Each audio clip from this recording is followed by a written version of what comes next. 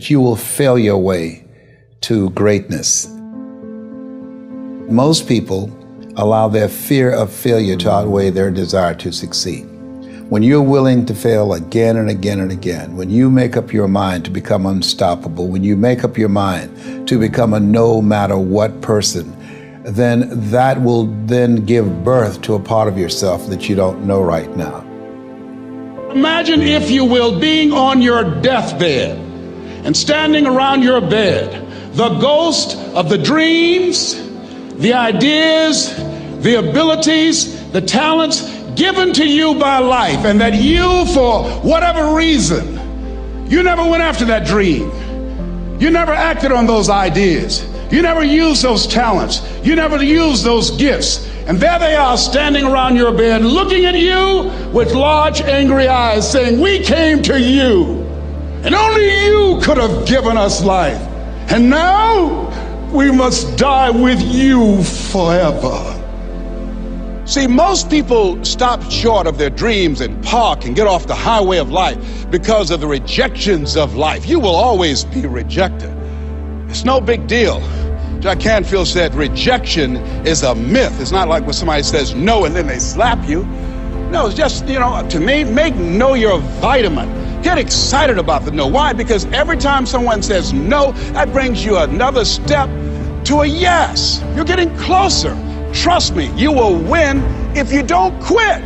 You will win if you don't quit. Even a broke clock is right twice a day. As you go through the challenges of life and you look at it and embrace whatever comes to you, don't run from it. Step toward it. Don't try and duck it like most people do. See, most people want it easy. See, easy come, easy what? Easy go.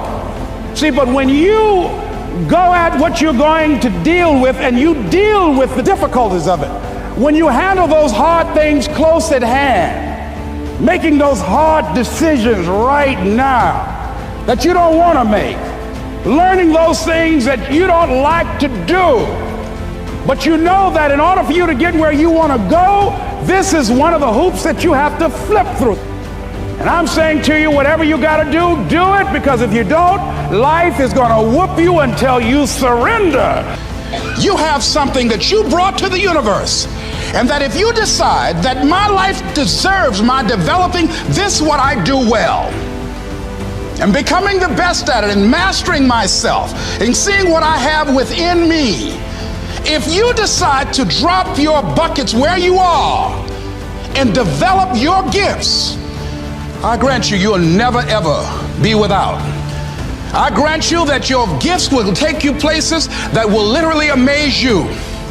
I grant you that if you begin to work to develop your gifts, you'll develop a strong sense of happiness. You'll get a larger vision of yourself, because part of beginning to get a larger vision of yourself, all of us need some area of our lives where we can have a feeling of competence. That people know when they think about this area, that's something you do. That you eat and sleep that. And that you do that. You do that. Changing is not easy. That changing your life, changing habits, reinventing yourself, picking yourself up after life has knocked you flat on your back. I've got to say, when life knocked you down, try and land on your back, because if you could look up, you could get up. Well, that sounds cute, but that's not easy. When I was diagnosed with prostate cancer 17 years ago, that first time that happened, I said, hey, I can handle this. Then when it came back a year later, last year, 17 years later, and this time it metastasized to 7 areas of my body and ate 40% of my T1 vertebrae. Now the stakes are higher. Is this life saying, okay, Mr. Motivator, you beat cancer the first time. What you gonna do now? I started laughing. When the doctor told me, he said, why are you laughing? Are you in denial? I said, no. I said, I feel like Mother Teresa. He said, what do you mean? She said, Lord, I know you know how much I can bear. I just wish you to have so much confidence in me. I said, the stakes are higher. So I've got to dig in and got to fight more, because at the end of the day, life is a fight for territory. And once you stop fighting for what you want, what you don't want will automatically take over. And so it's a fight, it's a challenge in life every day. And what we have to do is embrace it. What we have to do is see it as a project to be worked on. In life, you will always be faced with a series of God-ordained opportunities, brilliantly disguised as problems and challenges. And so I see even cancer as a gift, as a God-ordained opportunity.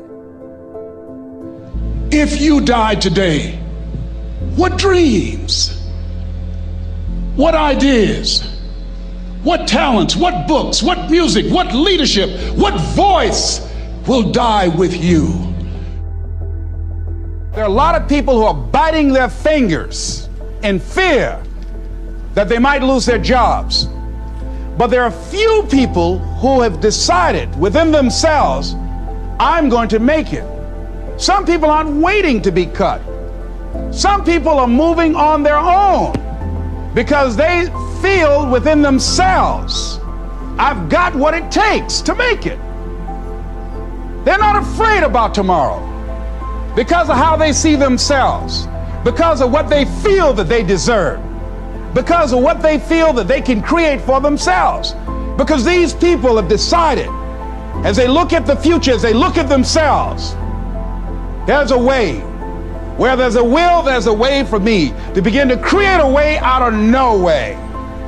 And when you have that kind of consciousness, when you have that kind of spirit, nothing can stop you. Nothing.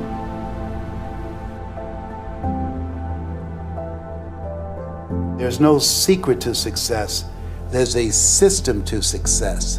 And no matter what organization you become a part of, the system works if you work it. If you don't work it, it won't work. But it works if you work it. And that's one 4-letter word that most people don't like. They're not willing to work. There are winners, and there are losers, and there are people who have not discovered how to win. And all they need is some coaching. All they need is some help and assistance, just a little support. All they need is some insight or a different strategy, a plan of action to make some adjustments that will open up the key to a whole new future for them, that will give them access to the unlimited power that they have within themselves. That's all that they need. So what I want you to do is think about something you want for you, that's real for you, that's important for you, that will give your life some special meaning and power. And I don't even want you to say, I can do that. I don't want you to assume that. See, 5 years ago when I started out in this area, I would not have been able to make the mental leap that I would be up to where I am right now.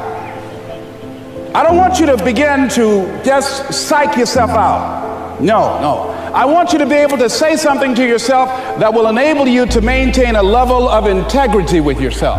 That when you say this, even when you face tremendous setbacks, it will be a benchmark to keep you in the game, to keep you moving forward and experimenting and readjusting your strategy and your plan of action, continuously looking for ways to win.